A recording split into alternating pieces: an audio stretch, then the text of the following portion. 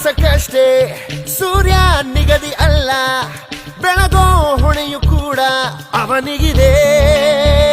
ಜಗದಲ್ಲಿ ಪೆಟ್ಟು ತಿಂದ ಮೇಲೆ ಕಲ್ಲು ಒಂದು ಶಿಲೆಯು ಚಲಿಸೋ ಸಮಯ ಕಲಿಸೋ ಪಾಠವಿದು ಬದುಕಿನಲ್ಲಿ.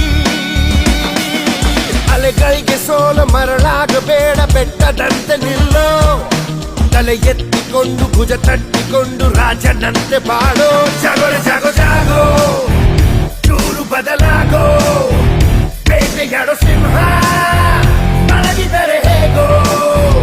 ಜಾಗೋ ಜಾಗೋ ಜಾಗೋ, ಜ್ವಾಲಾಮುಖಿಯಾಗೋ, ವೈರಿಗಳ ಮೇಲೆ ಮಿಂಚಂತೆ ನುಗ್ಗೋ.